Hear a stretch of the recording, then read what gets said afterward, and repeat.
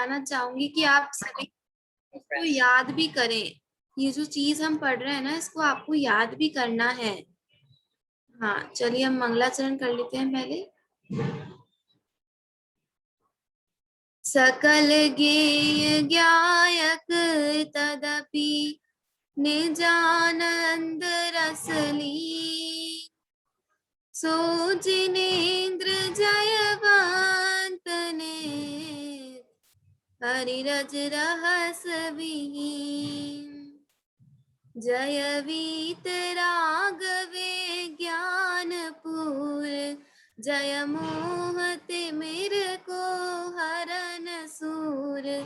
जय ज्ञान अनंतानंत धार, दृग सुख वीरज मंडित अपार।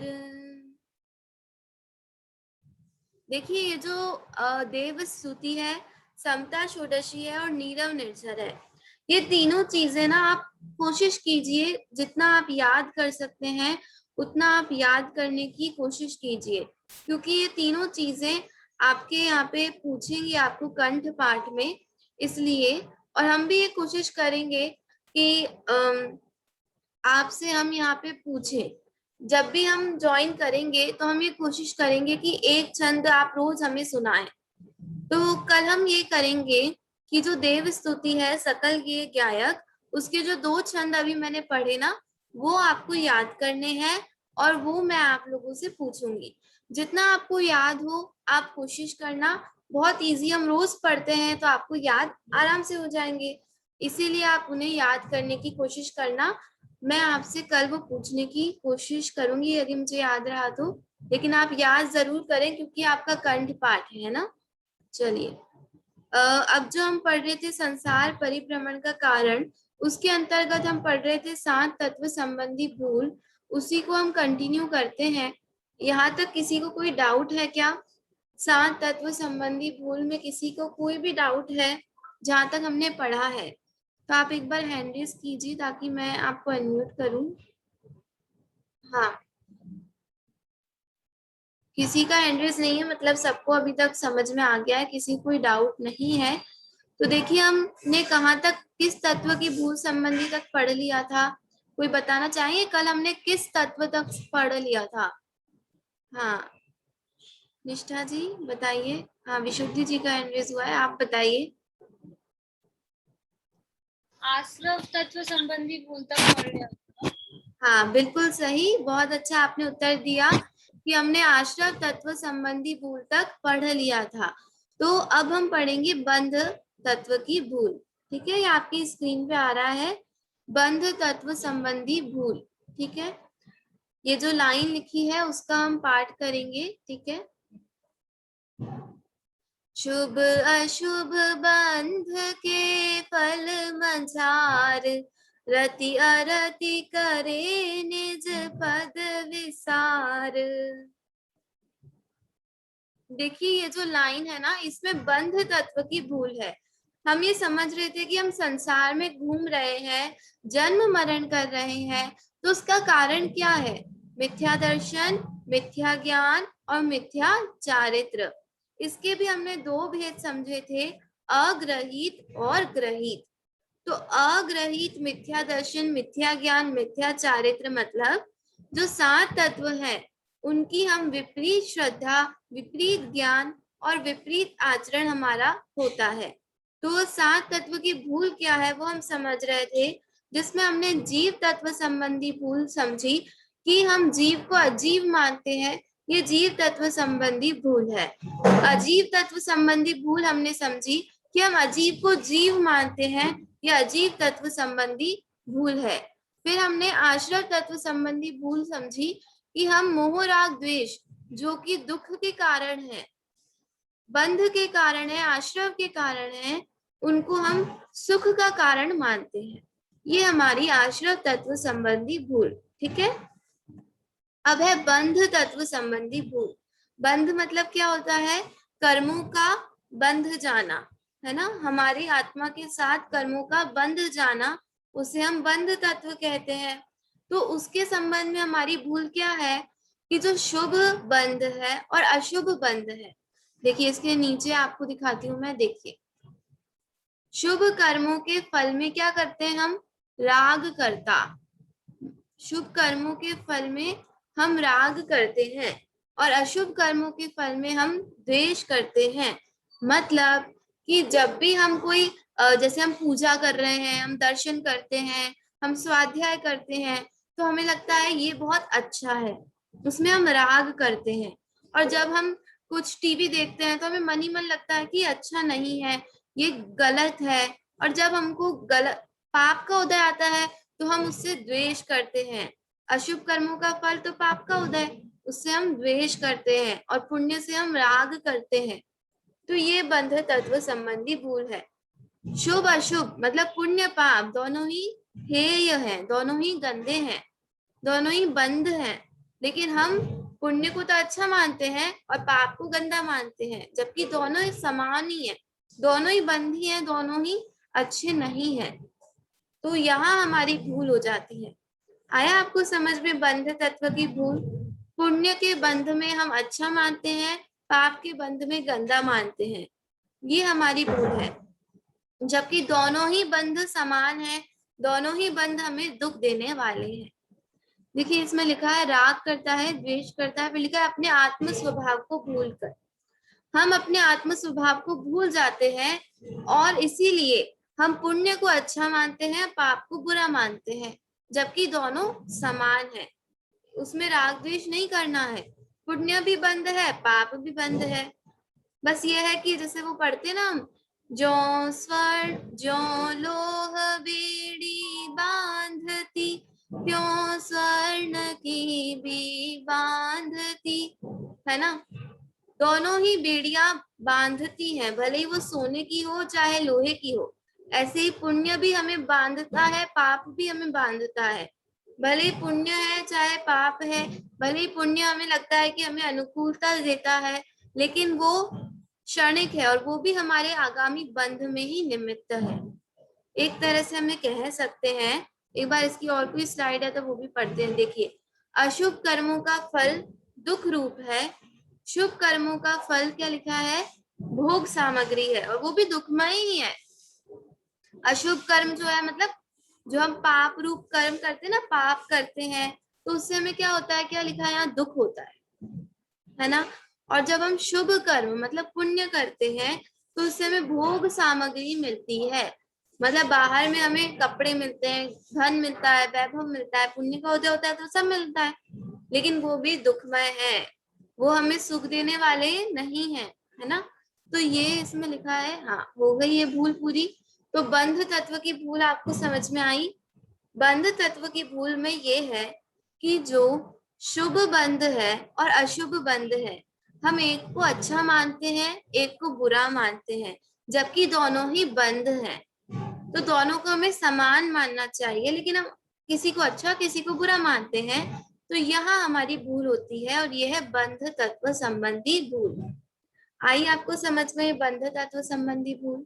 जिनको भी आई है वे थम्स अप करके हमें बताएं कि आपको ये समझ में आ गया है, और यदि नहीं आया है तो आप रेज हैंड कर दीजिए ताकि मैं आपको अनम्यूट कर दूंगी। ओके, सबके थम्स अप हो गए, वेरी गुड, सबको समझ में आ गया है, बहुत अच्छी बात है। बंध तत्व की भूल हमें समझ में आ गई है, तो हम आगे चलते हैं फिर संवर तत्व की भूल। ठीक है, बंध के बाद कौन सा तत्व है, संवर तत्व। ठीक है, इसकी लाइन पढ़े हम। आप में से कोई पढ़ना चाहते हैं? ये आत्म हित से लेके कष्ट दान तक, ये दो पंक्तियां आपको रीड करनी है देख के स्क्रीन से। हाँ बहुत अच्छा। हाँ प्रशम जी जैन, हम आपको अनम्यूट कर रहे हैं। जय जिनेन्द्र। जय जिनेन्द्र। आत्महित हेतु विराग ज्ञान, ते लखे आपको कष्ट दान। बहुत अच्छा, बहुत अच्छा आपने इसका पाठ किया, बहुत बहुत धन्यवाद। देखिए अब हम इसका अर्थ समझते हैं। आत्महित हेतु विराग ज्ञान, ते लखे आपको कष्ट दान। जो आत्मा के लिए अच्छे हैं ऐसे वैराग्य और ज्ञान, वो हमको कैसे लगते हैं, कष्ट दान। हमें लगता है वो हमें कष्ट देंगे। देखिए इसमें नीचे लिखा है व्यवस्थित, और आत्मा के हित के कारण ज्ञान मतलब सम्यक ज्ञान, वैराग्य मतलब संसार शरीर और भोगों से उदासीनता, है ना, इन्हें कष्ट देने वाला मानता है। इसे कष्ट देने वाला मानना, है ना। मतलब ये जो ज्ञान है वैराग्य, हमें यूं लगता है ना, कोई वैराग्य हो जाता है किसी को तो हमें लगता है अरे, जैसे कोई दुखद प्रसंग हो हम ऐसा उसमें रिएक्ट करते हैं कि अरे इसको तो उदासीन हो गया, ये तो वैरागी हो गया, अरे अब तो क्या रहा जिंदगी में, अब तो कोई आनंद नहीं रहा। हम तो उसको कष्ट देने वाला मानते हैं, जबकि वो कैसा है, आत्मा के हित वाला है, वो तो हमें सुख देगा, उससे तो संवर होगा, मतलब कर्मों का आना रुक जाएगा, है ना, फिर धीरे धीरे निर्जरा होकर हमें मोक्ष होने वाला है, और हम उसको कष्ट वाला मानते हैं।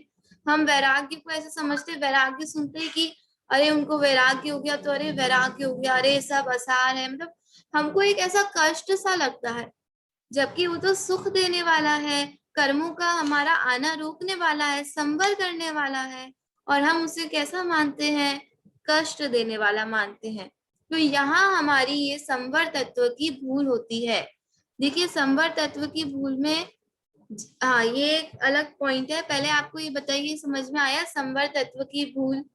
जो आत्मा के हित के हैं, ऐसे वैराग्य ज्ञान, उसे हम कैसा मानते हैं, कष्ट देने वाला मानते हैं।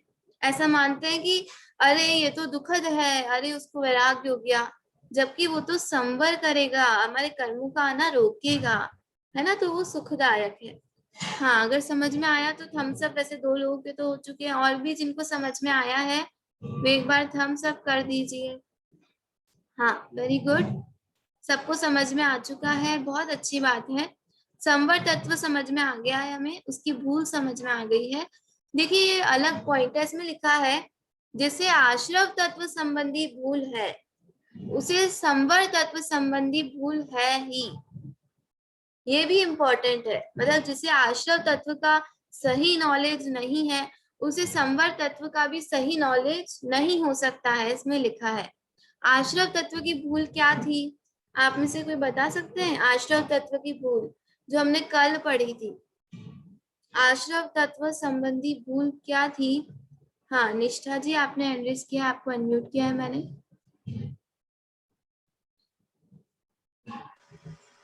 मोह राग द्वेष में सुख मानना। बहुत अच्छा, बिल्कुल सही आपने बताया, वेरी गुड। मोह राग द्वेष में हम मानते हैं कि वो सुख होगा, है ना, हम राग करते हैं तो हमें लगता है कि हम सुख, इससे हमको आनंद मिलेगा। तो वही देखिए इसमें क्या लिखा है, जो राग में सुख मानता है वो वैराग्य में सुख कैसे मानेगा। आश्रव तत्व में था कि जो राग में सुख मानता है उसे आश्रव तत्व की भूल है, और संवर तत्व में था जो वैराग्य में दुख मानता है उसे संवर तत्व संबंधी भूल है। तो इसमें ये कहा जो राग को अच्छा मानेगा वो वैराग्य को ऑब्वियसली अच्छा नहीं मानेगा, है ना, जिसको राग में सब कुछ सुख दिखता है वो वैराग्य को कैसे अच्छा मानेगा, या तो राग को अच्छा मानेगा या वैराग्य को अच्छा मानेगा। इसीलिए कहा कि जिसे आश्रव तत्व की भूल है उसे संवर तत्व की भूल है ही। ठीक है, आया आपको ये वाला स्लाइड समझ में आया? अगर आया तो आप थम्स अप कीजिए, नहीं तो आप हैंड रेस कीजिए ताकि मैं वापस से इसको समझा। हाँ आपको समझ में आया? हाँ वेरी गुड, विशुद्धि जी, प्रशम जी, निष्ठा जी, सबको समझ में आ चुका है। चलिए तो अच्छी बात है, हमें समझ में आ रहा है, अच्छी बात है। ये हम क्यों पढ़ रहे हैं, हमने फर्स्ट में पढ़ा ना, इसको हम क्यों समझ रहे हैं, ताकि हमें सच्चा सुख प्राप्त हो, हमारी ये जो गलतियां हैं ये भूल है इसको हम दूर करें और क्या हो, सुखी हो जाए, है ना, इसलिए हम इसे समझ रहे हैं। देखिए संवर कैसा है, अभी हम संवर तत्व की भूल समझ रहे थे ना, तो संवर कैसा है कि वर्तमान में सुख रूप है और आगामी सुख का कारण है, मतलब वो सुखद है, अभी भी सुख देने वाला है और आगे भी सुख देने वाला है, ऐसा संवर होता है। ठीक है, अब देखिए निर्जरा तत्व संबंधी भूल, आप में से कोई इस लाइन को पढ़ना चाहेगा जो बॉक्स में लिखी हुई है? हाँ जो भी पढ़ना चाहते हैं हैंड रेज करें। हाँ विशुद्धि जी जैन, हम आपको अनम्यूट कर रहे हैं। लोके न चाह निज शक्ति हो, शिव रूप व्याकुलता न जो। हाँ, बहुत अच्छा आपने पढ़ा, वेरी गुड, बहुत बहुत धन्यवाद। यहाँ पे लिखा है रोकी ना चाह निज शक्ति कोय। जो आगे की लाइन है ना, शिव रूप निराकुलता ना जो जोए, वो मोक्ष तत्व संबंधी भूल है। अभी हम निर्जरा तत्व में ओनली हाफ लाइन हमारे यहाँ पे है, रोकी ना चाह निज शक्ति कोय। तो देखिए, आत्म शक्ति को भूल कर अपनी इच्छाओं का अभाव नहीं करता। मतलब निर्जरा मतलब क्या होता है, कोई बताएंगे? निर्जरा तत्व में क्या आता है? निर्जरा मतलब क्या? जो 7 तत्व है उसमें निर्जरा तत्व है, तो निर्जरा मतलब क्या होता है? हाँ, निष्ठा जी बताइए। कर्मों का धीरे धीरे आत्मा से अभाव होना। बहुत अच्छा, बिल्कुल सही आपने बताया, वेरी गुड। कर्मों का हमारी आत्मा से अलग होना, उनका खिरना, उनका नष्ट होना धीरे धीरे, उसे हम कहते हैं निर्जरा। ठीक है, तो हम निर्जरा तत्व की भूल में क्या करते हैं कि हम उस अपनी जो इच्छा है उसको रोकते नहीं है, अपनी आत्म शक्ति को भूल जाते हैं और अपनी इच्छाओं का अभाव नहीं करते, बल्कि और इच्छाएं करते रहते हैं। जब तक हम इच्छा का अभाव नहीं करेंगे तब तक तप नहीं होगा, तप नहीं होगा तब तक निर्जरा नहीं होगी। वो कहते हैं ना, इच्छा निरोधः तपः, तपसा निर्जरा, है ना। जब तक हम इच्छा को नहीं रोकेंगे तब तक वो तप नहीं कर पाएंगे हम, और तप के बिना निर्जरा कैसे होगी? निर्जरा तो तभी होगी जब हम तप करेंगे। तो इसीलिए हम इस तत्व में क्या करते हैं, अपनी इच्छाओं को नहीं रोकते, हम अपनी इच्छाओं को और बढ़ाते जाते हैं। जैसे हमें इच्छा हुई कि हमें आइसक्रीम खाना है, तो हमने आइसक्रीम खा ली। हमें इच्छा हुई हमें चॉकलेट खाना है, तो हमने चॉकलेट खा ली। हमें इच्छा हुई कि हमें सोना है, तो हम सो गए। हमें इच्छा हुई कि हमें बाहर घूमने जाना है, तो हम घूमने चले गए। हम कहीं भी ये कोशिश नहीं करते कि चलो इस इच्छा को तो हम रोकेंगे, हम इसमें नहीं बहेंगे। हम अब ऐसे इच्छाओं को हम कब तक पूरा करेंगे? आज हमें बाहर यहीं घूमने की इच्छा हुई, कल हमें बाहर विदेश में जाने की इच्छा होगी, तो हम कहाँ तक अपनी इच्छाओं को पूर्ण करेंगे? हम फिर वो इच्छा पूरी नहीं होती तो हम दुखी होते हैं। समता रस, समता षोडशी में हमने पढ़ा ना कि कैसे इच्छाओं को हमें रोकना है, समता रस का पान करना है, शांत रहना है। आप सभी उसको पढ़ते होंगे ना डेली, उसको आप याद कर रहे होंगे। हाँ, तो देखिए, हम निर्जरा तत्व में हम अपनी इच्छाओं को नहीं रोकते और उनमें बहते जाते हैं। हम ये नहीं देखते कि हम में कितनी शक्ति है, ये इच्छाओं को हम रोक सकते हैं, लेकिन हम नहीं रोकते और इससे हमारी निर्जरा नहीं होती। तो ये है आपकी निर्जरा तत्व संबंधी भूल। देखिए, इच्छाओं की पूर्ति में सुख मानता है, इच्छाओं के अभाव में सुख नहीं मानता। अभी मैंने बताया ना, इच्छा पूरी हो जाती है तब हमें लगता है कि ये अच्छा रहा, हम सुखी हुए। जब हमारी इच्छा हुई कि हमें सोना है और हम बिना किसी परेशानी के सो जाते हैं, तब हमें लगता है कि ये तो बड़ा अच्छा रहा। लेकिन हम ये नहीं सोचते कि इसमें सुख नहीं है। जब हम इच्छाओं का अभाव करेंगे तब वास्तव में सुख होगा। हम ऐसा नहीं सोचते। इच्छाओं के रोकने में भी सुख नहीं है। देखिए, मैंने अभी कहा ना कि आप उस इच्छा को रोक के उसके साथ बहे नहीं, ये कोशिश करें कि इच्छा हुई है लेकिन हम उसे पूरा नहीं करेंगे। तो नीचे लाइन में लिखा है, इच्छाओं के रोकने में भी सुख नहीं है। आप ऐसे कब तक रोकेंगे इच्छाओं को, है ना। इच्छाओं का अभाव ही हमें करना पड़ेगा, तभी हम वास्तव में सुखी हो सकते हैं। तो ये इसमें बताया है कि हमें इच्छाओं का अभाव करना है। हाँ, फिर ये अलग टॉपिक है। देखिए, आपको निर्जरा तत्व की भूल समझ में आई? रोकी ना चाह निज शक्ति खोए। हम अपनी आत्म शक्ति को भूल कर इच्छाओं में बह जाते हैं, इच्छाओं के अभाव का प्रयास नहीं करते हैं, इच्छाओं की पूर्ति में सुख मानते हैं। ये है निर्जरा तत्व संबंधी भूल। हाँ, अगर समझ में आया तो आप क्लैप क्लैप कीजिए, और अगर नहीं समझ में आया तो आप हैंड रेज कर सकते हैं। हाँ, जिन जिनको वेरी गुड, बहुत अच्छा, सबको समझ में आया है। शुभी जी, जिनेशा जी, आपको भी आया समझ में? आपको कोई भी डाउट हो तो आप पूछ सकते हैं ना। चलिए, तो फिर अगर समझ में आया है तो हम देखिए, एक अलग टॉपिक है जिसे बंध तत्व संबंधी भूल है, उसे निर्जरा तत्व संबंधी भूल है ही। बंध तत्व की क्या भूल थी, आप में से कोई बता सकते हैं? अभी हमने स्टार्टिंग में पढ़ा बंध तत्व की भूल। आपको पीपीटी भी ग्रुप में शेयर किया है, तो आप उसको भी अच्छे से पढ़ें और सारे तत्वों की भूल एक एक लाइन में आप याद कर लें, है ना। हाँ विशुद्धि जी, आपको अनम्यूट कर रहे हैं। पुण्य को सुख रूप मानना और को दुख रूप मानना बंध तत्व संबंधी बोलते हैं। बहुत अच्छा, बिल्कुल सही आपने बताया कि हम जो पुण्य का बंध होता है उसको अच्छा मानते हैं, पाप के बंध को बुरा मानते हैं। तो ये हमारी बंध तत्व संबंधी भूल है। और निर्जरा तत्व संबंधी भूल तो हमने अभी पढ़ी। तो इसमें क्या लिखा है, शुभ कर्म के फल को जो चाहता है वो इच्छा पूर्ति में सुख मानेगा ही। देखिए, अगर हमें पुण्य का फल अच्छा लगता है, हमें बाहर में भोग सामग्री अच्छी लगती है, तो निश्चित रूप से हम अपनी इच्छाओं की पूर्ति उन भोगों से करेंगे, उसमें हम सुख मानेंगे ही। तो हम इच्छाओं का अभाव करने का प्रयास ही नहीं करेंगे। तो इसीलिए जिसको बंध तत्व संबंधी भूल है, उसको निर्जरा तत्व संबंधी भूल तो है ही।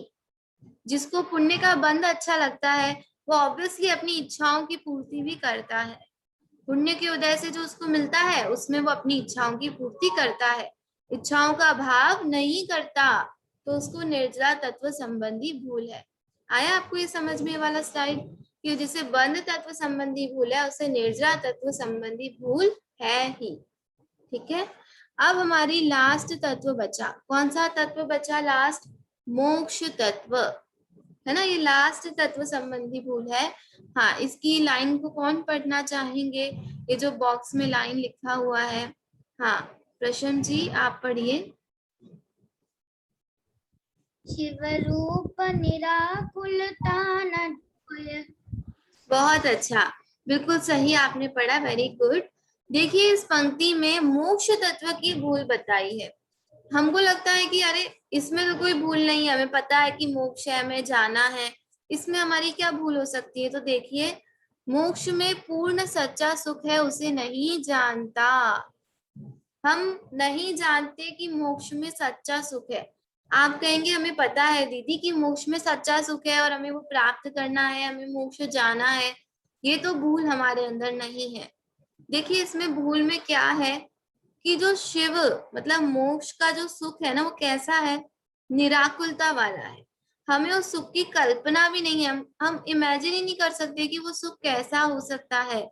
हम ये सोचते हैं कि यहाँ हमें जो थोड़ा सुख मिलता है उससे बहुत अधिक सुख, वैसा का वैसा सुख बहुत अधिक लेकिन वहां पे होगा। लेकिन वहां के सुख की जाति ही अलग है। वहां ऐसा सुख नहीं है जो यहाँ पे है। यहाँ तो आकुलता वाला सुख है। हमें थोड़ा सा सुख मिलता है फिर वापस दुख होता है, और वो सुख में भी हम थोड़े दुखी रहते हैं, थोड़ा सा सुख थोड़ा सा दुख। ऐसा वहां पे नहीं है, वहां तो पूर्ण रूप से निराकुल सुख है। देखिए, मोक्ष सुख की जाति नहीं पहचानता। स्वर्ग के सुख से अनंत गुना सुख मोक्ष में है, ऐसा मानता है। हम ये मानते हैं कि स्वर्ग में सुख है और उससे बहुत ज्यादा सुख मोक्ष में है। नहीं, स्वर्ग का सुख अलग टाइप का है, मोक्ष का सुख अलग टाइप का है। स्वर्ग के सुख में आनंद नहीं है, वहां तो दुख है, कोई सुख नहीं है वहां तो। और मोक्ष का जो सुख है ना, वो तो पूर्ण रूप से निराकुल वाला सुख है। आनंद आनंद आनंद, ऐसा आनंद है उसके बाद कभी दुख नहीं आता, है ना। इसीलिए हम मोक्ष के सुख को नहीं पहचानते। ये मोक्ष तत्व संबंधी भूल है। देखिए क्या लिखा है, स्वर्ग सुख है इंद्रिय सुख और आकुलता रूप, और मोक्ष सुख है अतीन्द्रिय सुख और निराकुलता रूप। ये डिफरेंस है दोनों में। स्वर्ग के सुख में तो इंद्रिय सुख है, वो तो क्षणिक है, आकुलता है उसमें तो।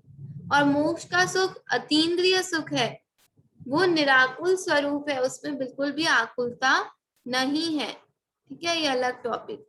यहाँ तक आपको समझ में आया मोक्ष तत्व की भूल? मोक्ष तत्व में भूल में ये है कि जैसा सुख मोक्ष में है हम वैसा सुख नहीं मानते। हम मानते हैं कि स्वर्ग से ज्यादा सुख वहां पे है। हम मोक्ष के सुख की जाति नहीं पहचानते। ये हमारी मोक्ष तत्व संबंधी भूल है। आपको समझ में आया? हाँ, वेरी गुड, प्रशम जी को समझ में आ गया। और किस किस को समझ में आया है? हाँ, विशुद्धि जी को भी आ गया समझ में, वेरी गुड। ठीक है, आप में से कोई बताना चाहेंगे मोक्ष तत्व संबंधी भूल क्या है? ये सबसे इजी भूल हो गई हमारी। हाँ, प्रश्न जी आपको अनम्यूट किया है। मोक्ष तत्व संबंधी भूल यह है कि हम ये तो जानते हैं कि मोक्ष में अनंतानंत सुख है, लेकिन हम ये समझते हैं कि यहाँ संसार में जो सुख मिलता है उसका बहुत ज्यादा, मतलब इतना ज्यादा सुख मोक्ष में है, लेकिन यह भी नहीं है। यहाँ जो संसार है उसका सुख अलग है, और यहाँ जो संसार का सुख है वह सुख नहीं है, असल में वह भी बंध का कारण है, अर्थात दुख ही है। और हम ये समझते हैं फिर कि देवलोक में जो स्वर्ग में जो सुख है उसका भी है ना बहुत ज्यादा मोक्ष में होगा, लेकिन ऐसा भी नहीं है। मोक्ष में निराकुलता वाला सुख है, और वो ऐसा सुख है कि उसके बाद कभी दुख आता ही नहीं है, वो अनंतानंत कालों तक ही वो सुख रहता है। हाँ, बहुत अच्छा आपने बताया प्रश्न, वेरी गुड, बहुत बहुत धन्यवाद। हाँ, तो ये आपको समझ में आ गया होगा। निष्ठा जी आपसे भी पूछ लेते हैं, आपका भी हैंड रेज हुआ था। हाँ, आप भी बताइए मोक्ष तत्व संबंधी भूल। मोक्ष में सच्चा सुख नहीं मानना। हाँ, बहुत अच्छा, आपने भी बहुत अच्छा बताया, बहुत बहुत धन्यवाद। कि जो मोक्ष का सुख है ना उसको हम पहचानते नहीं है और उसे यहीं के सुख से उसकी तुलना करते हैं, ये हमारी मोक्ष तत्व संबंधी भूल है। आप दोनों ने बहुत अच्छा बताया। देखिए, अब जिसे बंध तत्व संबंधी भूल है उसे मोक्ष तत्व संबंधी भूल है ही। बंध तत्व की क्या भूल थी कि जो शुभ बंध है, पुण्य का बंध है, उसमें तो हम अच्छा मानते हैं, और जो पाप का बंध है उसमें हम दुखी होते हैं। तो इसमें क्या लिखा है? पुण्य के फल में सुख मानने वाला निराकुलता के सुख को नहीं जानता। जब वो व्यक्ति पुण्य के फल को अच्छा मान रहा है तो कैसे निराकुल सुख, पुण्य से भी पार जो सुख है उसको पहचानेगा, उसे अच्छा मानेगा, है ना? तो इसीलिए जिसे बंध तत्व संबंधी भूल है उसे मोक्ष तत्व संबंधी भूल तो है ही। ये आपको समझ में आया होगा, मैं समझती हूँ। हाँ, देखिए, किस तत्व संबंधी भूल होने पर अन्य किस तत्व संबंधी भूल होगी? जीव तत्व की भूल है तो ऑब्वियसली अजीव तत्व की भूल होगी। आश्रव की भूल है तो संवर की भूल होगी। बंध की भूल है तो निर्जय और मोक्ष की भूल होगी।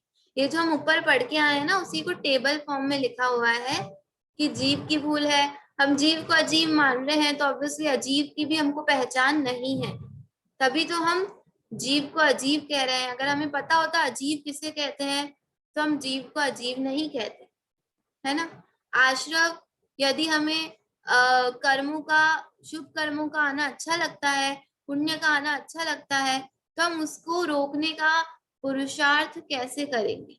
बंध, अगर हमें शुभ बंध अच्छा लगता है तो हम उसको इच्छाओं का अभाव कैसे करेंगे?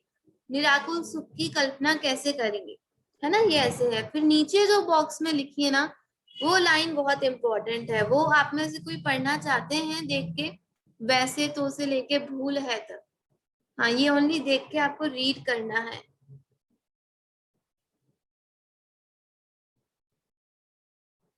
हाँ, इसके लिए हम विशुद्धि जी आपको अनम्यूट कर रहे हैं। जैसे एक तत्व संबंधी भूल है उसे तत्व संबंधी भूल है। बहुत अच्छा, हाँ, बहुत अच्छा आपने पढ़ा कि जिसे एक तत्व संबंधी भूल है उसे सातों तत्व संबंधी भूल तो होगी ही, है ना? अगर हमें कोई भी एक तत्व संबंधी भूल है तो निश्चित रूप से हमें सातों तत्व संबंधी भूल है। ठीक है, ये आपको एक कॉमन आपको समझने की बात है। दो बातों में सातों का सार। अब आप कहेंगे दीदी इतना बड़ा आपने समझाया हमको, तो आप एक समरी बता दीजिए, सार बता दीजिए। तो देखिए, सार इसमें लिखा है केवल 2 पॉइंट्स में। जीव जुदा, पुद्गल जुदा। जीव अलग है, पुद्गल अलग है। पुद्गल मतलब अजीव अलग है, शरीर अलग है। रागादि भाव दुख रूप है। जो राग आदि भाव है ना, मोह राग द्वेष, ये दुख देने वाले हैं। ये हमको समझ में आ गया ना, ये 2 पॉइंट, तो सातों तत्व की भूल दूर हो जाएगी। क्योंकि जीव जुदा पुद्गल जुदा, इसमें जीव और अजीव तत्व संबंधी भूल, और रागादि भाव दुख रूप है, इसमें आश्रव बंध संवर निर्जरा मोक्ष सारी भूलें आ जाती है। तो हमें यदि ये 2 बातें हमें समझ में आ गई कि भाई मैं अलग हूँ, ये शरीर अलग है, ये जो राग मैं करता हूँ ना, दूसरों से राग करता हूँ कि ये अच्छा है ये बुरा है, ये मुझे दुख देने वाला है, ये यदि हमें समझ में आ गया तो निश्चित रूप से हमारे सातों तत्व की भूल समाप्त हो जाएगी। तो आपको ये समझ में आई 7 तत्व की भूल, ये हमारी पूर्ण हो चुकी है 7 तत्व की भूल। अगर आपको इसमें कोई भी शंका है तो आप पूछ सकते हैं, और अगर कोई शंका नहीं है तो भी आप बता सकते हैं। हाँ, अगर आपको कोई डाउट नहीं है तो आप क्लैप कीजिए, क्लैप, और अगर डाउट है तो आप हैंड रेज करें ताकि हम आपको अनम्यूट करके आपसे पूछें। हाँ, सबका क्लैप हो चुका है, बहुत अच्छी बात है।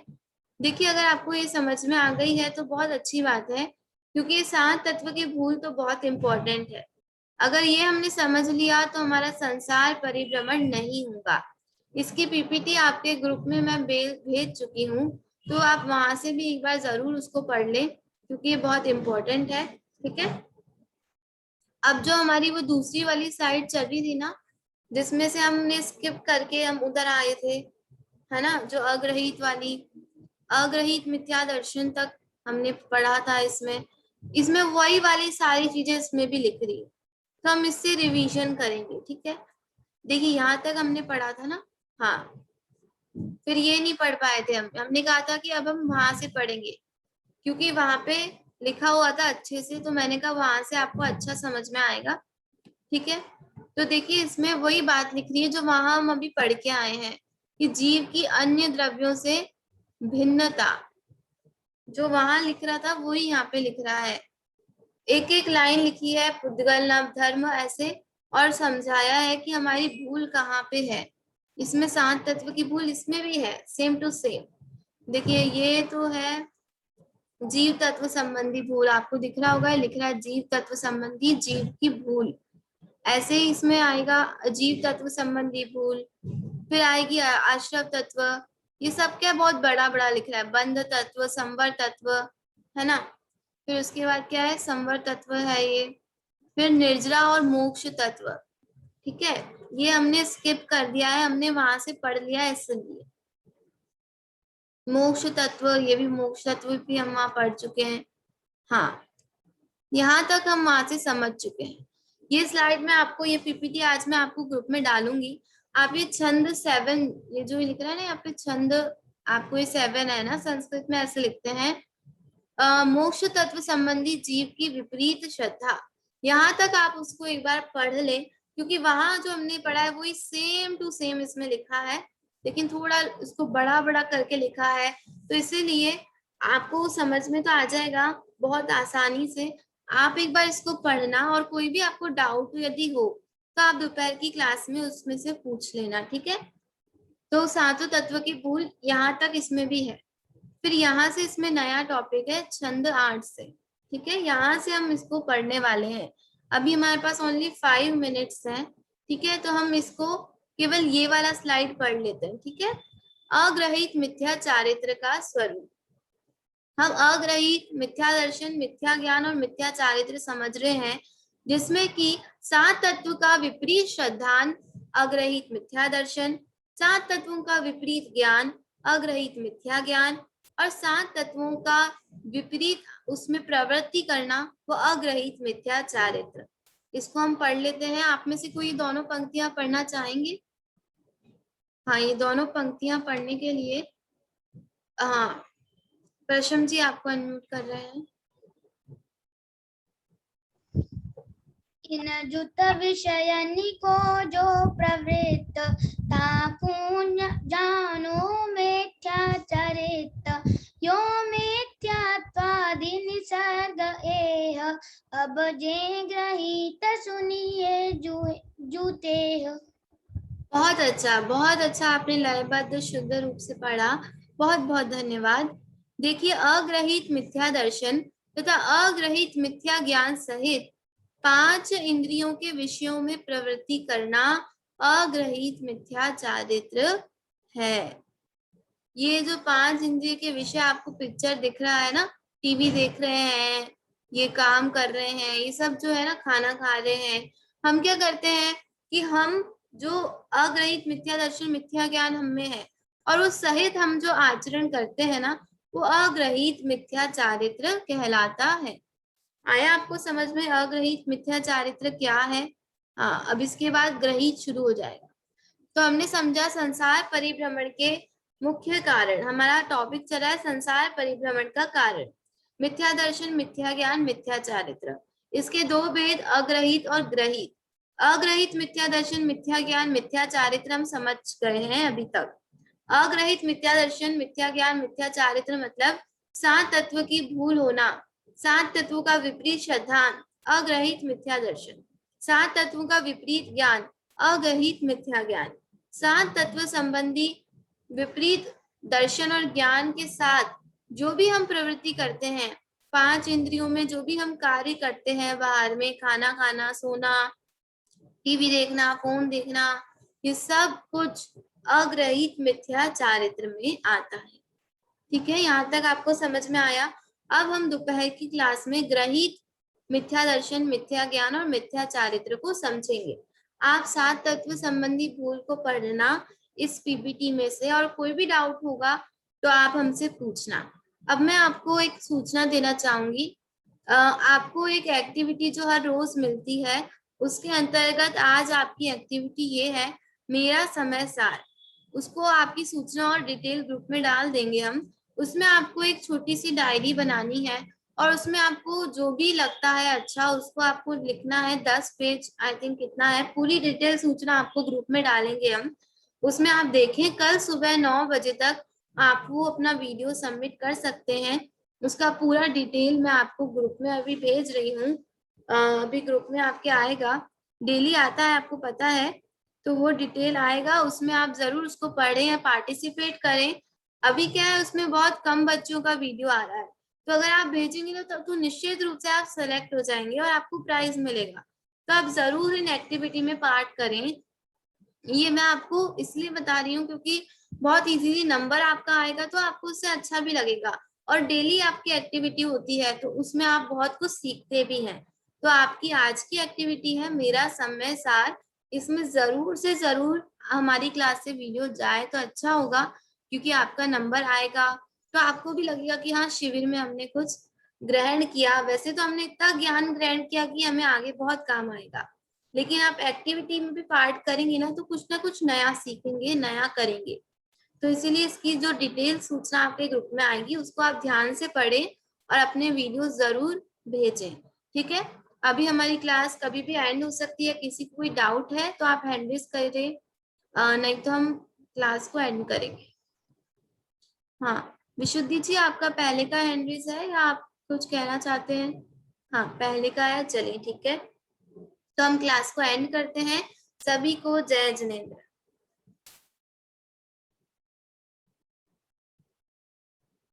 आप कुछ कह रहे हैं क्या? दीदी को मेरा आज ना संचालन है, तो शायद मैं वीडियो नहीं बना पाऊँ। मुझे उसकी प्रैक्टिस करनी है, स्क्रिप्ट लिखनी है, मैंने लिखी नहीं। हाँ, कोई बात नहीं, आप उसमें पार्ट करें तो अच्छी बात है। कहीं ना कहीं